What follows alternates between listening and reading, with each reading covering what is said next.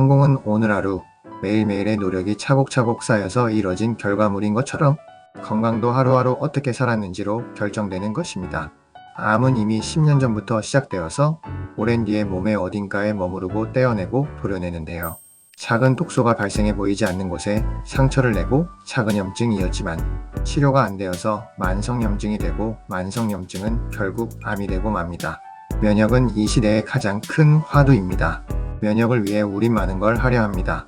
면역은 저항력입니다. 면역은 체내 이상을 감시하여 인체를 지키고 이상이 발생했을 때는 치유하려는 힘을 조절하는 시스템입니다. 우리 몸을 집이라고 가정할 때 바이러스나 세균이 창이나 현관이나 집 안으로 침입하려 할 때 나의 식구들은 침입을 감지하면 서로 임무를 부여해서 경찰에 신고하거나 소화기를 들고 침입자에게 항사하거나 방망이를 들고 방어하거나 집 외부의 다른 사람에게 도움을 청하는 등 일사불란하게 움직일 것입니다. 만일 한두 사람이 임무를 수행하지 않거나 잘못 이해한 나머지 어떤 부분에 틈새가 생기면 침입을 막을 수 없겠지요. 또는 피하 식별을 못하여 눈이 흐려서 침입자 구분을 못하거나 인지능력이 떨어져 상황 판단이 안 될 경우 문을 열어주거나 오히려 내 식구에게 위해를 가한다면 이것이야말로 비상상황이겠죠. 면역은 이와 같습니다.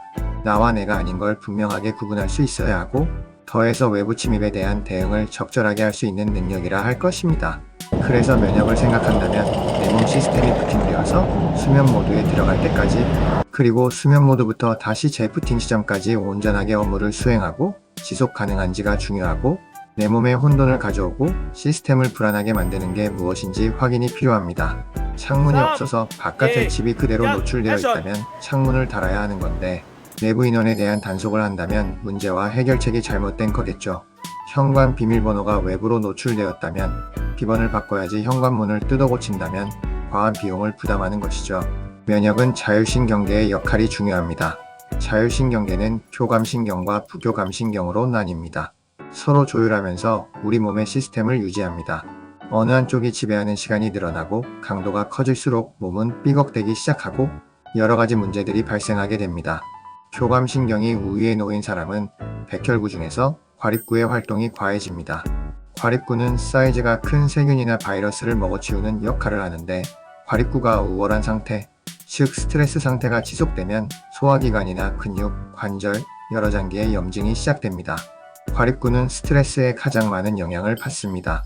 그래서 잠도 못 자고 신경과민이 되면 고혈압이나 당뇨, 고지혈, 그리고 암이 발생하기 쉽습니다. 반면에 부교감신경이 우월한 상태가 되면 림프구의 활동이 과해집니다. 부교감신경이 우위에 있다는 건 그 사람의 생활 패턴이 게으르고 긴장감이 없는 생활을 한다는 것입니다. 그래서 비만이 오거나 알러지에 취약해지는 경우는 부교감신경으로 인한 경우가 많습니다. 교감신경과 부교감신경은 균형이 유지되어야 합니다. 그 균형은 면역이 온전하게 작동함을 말하는 것입니다. 기억하세요. 면역을 바로 알고 면역을 키운다면 거짓말처럼 질병의 고통에서 해방될 수 있습니다. 교감신경과 부교감신경이 어느 한쪽으로 치우치지 않도록 관리하면 됩니다. 다음은 자기 스스로 자율신경을 체크하는 방법인데요. 개인적으로 해보시길 권해드립니다.